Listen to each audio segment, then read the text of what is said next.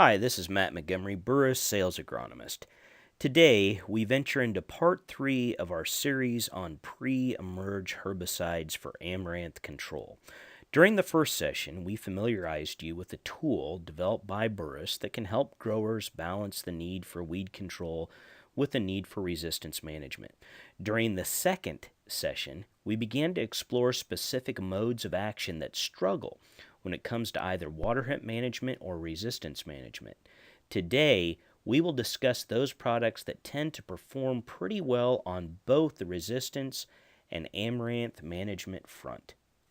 You'll remember that we're discussing this topic for a very important reason. Simply put, weeds have adapted. They've developed resistance to the simple post-emerge programs that became popular over the last 2 decades. Our only hope is to use pre-emerge products to throw another mode of action at water hemp, pigweed, palmer, etc. Remember how this chart works. Blue is the sweet spot, where control is great and resistance risk is currently, we stress currently, low. The red area to the right, as you face the screen, is elevated confirmed resistance. The lower left-hand corner is poor control, which we have noted with the word escapes. The lower right-hand corner is high resistance and poor control, the worst of possible scenarios. Again, we stress that this chart is for amaranth control specifically. So we're going to now work our way through the better products for amaranth control. We'll do that by working our way through soybean pre-emerge herbicides, and we'll add one more pre-emerge herbicide mode of action to the list by mentioning a corn herbicide. So last time we mentioned things on the more troubling part of this chart.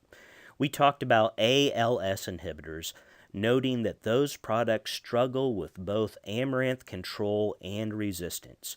We mentioned photosynthetic inhibitors, which are kind of a mixed bag. In some places they still provide pretty good control, but there are some definite resistance issues floating around in the countryside. One of the biggest ones is atrazine in corn. We also mentioned the fatty acid products, which honestly are much more grass control products than they are broadleaf weed control products. DNA products, HRAC group 3, remember that's a code for different mode of action families. DNA products kill plants by keeping cells from dividing correctly. During reproduction, a cell produces copies of its genetic material, the blueprint. The copies are all lumped together with the originals, and the cell must find a way to pull this genetic mess apart. One would kind of like that right batch of genes in each cell after it divides. Cells solve that problem by going fishing with a pearl necklace, so to speak. They produce a whole bunch of small threads that latch onto both sides of this genetic mess, literally pulling the material apart. When done, 2 exact copies of genetic material are found on either side of the cell. The cell then splits in 2. These fishing threads, called microtubules, resemble a string of pearls, and they increase and decrease in size by removing the beads in that string. DNA products stop the beads, which means the fishing line isn't long enough to do its job. Copies and originals of genetic material are left in a mess, and the cell isn't able to split in 2. Stubby roots, swollen tissue near the soil surface, these are all examples of the symptoms associated with DNA herbicide exposure.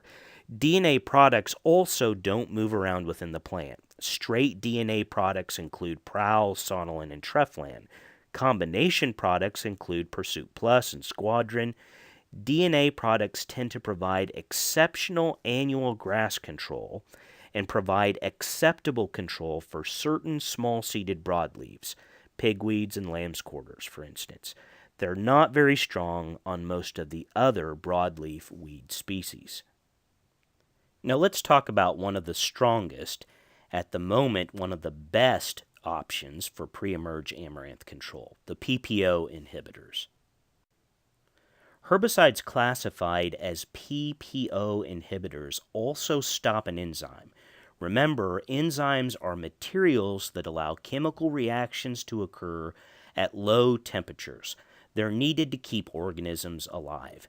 In this case, the enzyme is called protoporphyrin oxidase, and thus the abbreviation PPO. PPO is needed to form materials needed to construct the building blocks of chlorophyll and also help construct molecules used to move revved up electrons around during photosynthesis. This eventually results in molecules that get too excited by sunlight. Those overly excited molecules get oxygen too excited. The superexcited oxygen is called a superoxide. Superoxides shred plant cells within a few days, but all of this requires sunlight to work. In other words, damage doesn't appear until sunlight hits the plant. And when damage does appear, it appears so rapidly, some initial symptoms followed by death within a few hours for symptoms and death within a few days, that the product does not move well when it's foliarly applied. PPO soil-applied products include combination products like Valor, XLT, Authority, various Authority combo products, etc. Many of these materials have restrictions associated with their use on low organic matter soils. Depending upon the product in question, their use rates may be in the range of a couple to a few to several ounces per acre. Such products must be applied before beans emerge to avoid soybean injury. One of the better products for managing amaranths.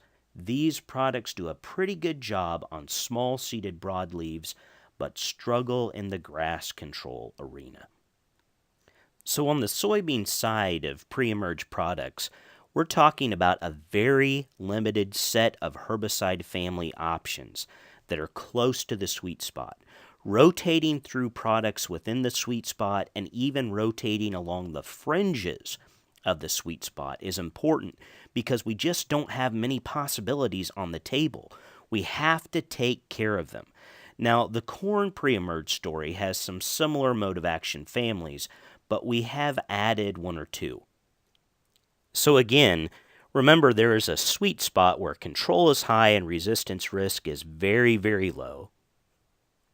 There are products that are resistance prone or that have confirmed resistance.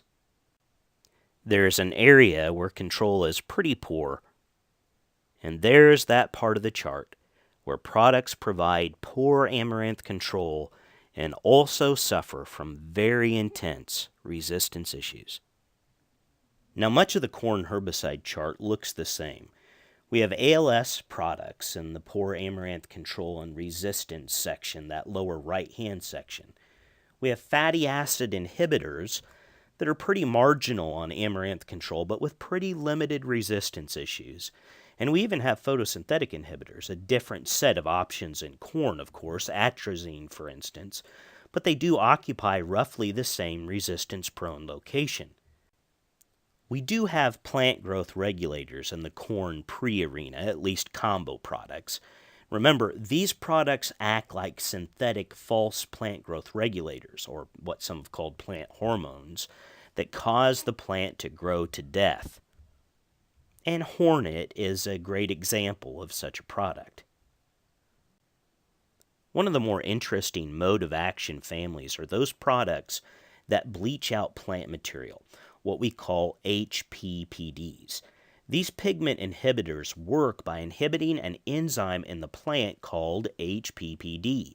Those enzymes are needed to form orange and red pigments in the plant, typically referred to as carotenoids.